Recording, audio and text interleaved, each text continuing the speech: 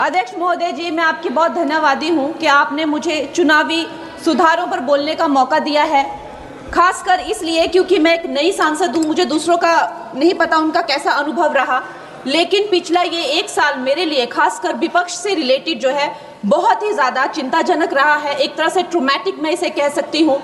हर दिन इन्होंने यहाँ पे तमाशा किया है, हमारा दिल दहल जाता था इनको देखकर। एसआईआर ये वेल में उतर जाते थे। यहाँ पर इन लोगों ने डराना, धमकाना, धक्का मुक्की, ऐसा कोई इन्होंने किसी तरह की कोई बदतमीजी नहीं है जो एक भी दिन इन्होंने संसद भवन चलने नहीं दिया। हम जनता के प्रतिनिधि हैं, हम यहाँ पर उनकी आवाज लेकर आते हैं, हम कुछ सीखने आते हैं, हम नए सांसद हैं। इन्होंने संसद अगर पिछले 2-3 दिन को छोड़ा जाए तो साल भर शायद ही थोड़ा चलने दिया है।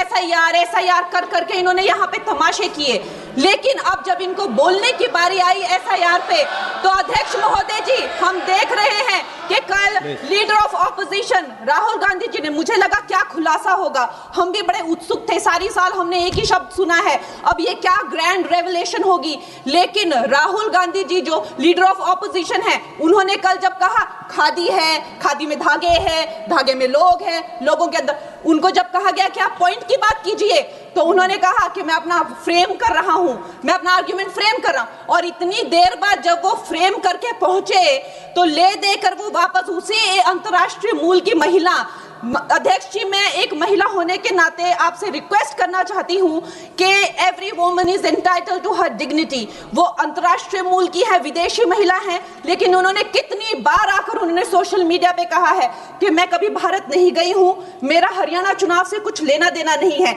लेकिन फिर भी ये लोगों ने बिना किसी ठोस सबूत के उनका यहाँ पे फोटो बना के उन्होंने उनको उछाला, यहाँ पे उनकी तस्वीर उछाली यहाँ पर और यहाँ पर प्लेक कार्ड यूज करना भी अलाउ नहीं है। इन्होंने फिर भी नियमों का उल्लंघन किया।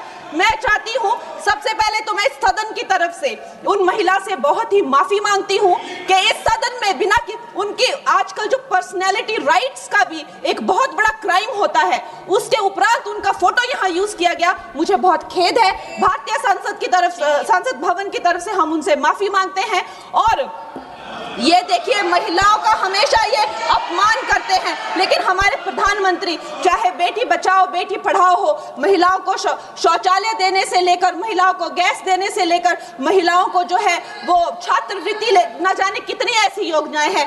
कांग्रेस वालों शायद तुम लोग ये समझ नहीं पा रहे हो, ईवीएम्स हैक नहीं करते हैं प्रधानमंत्री लोगों के दिलों को हैक करते हैं।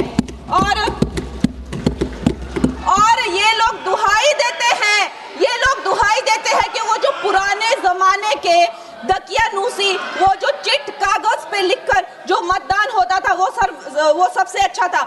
ये लोग भूल गए वो दिन, आप लोग भूल गए वो दिन। इंदिरा गांधी वर्सेस राजनारायण का केस, उसको जो है इतिहास में the case that shook the nation के नाम से जाना जाता है। उस पर मैंने एक फिल्म भी बनाई हुई है। वोट चोरी और वोटों की धांधली के लिए एक प्रधानमंत्री पे एक साधारण से नेता ने केस किया था और उस धांधली में वो पकड़ी गई थी।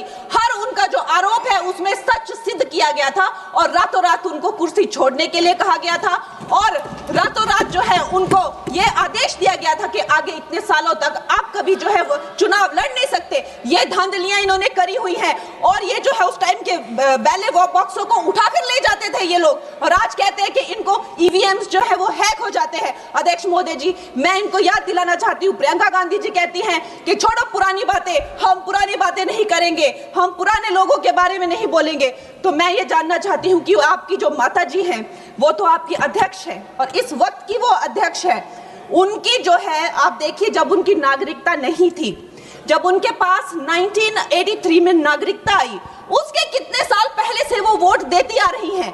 तो ये जो इनका जो परिवार है, एंटाइटलमेंट से जो ग्रस्त ये इनका परिवार है, ये प्रियंका गांधी जी को भी याद रखना चाहिए। चाहे आपका भूतकाल हो, चाहे आपका वर्तमान हो, आप सब लोग, चाहे ईवीएम हो या चाहे कागज पे लिखा हो, जब आप लोगों के चरित्र में जो है किसी तरह की मर्यादा नहीं है, आप लोगों ने कभी भी इस देश का, यहाँ की कानून व्यवस्था का, संविधान का कभी आप लोगों ने सम्मान नहीं किया हुआ है।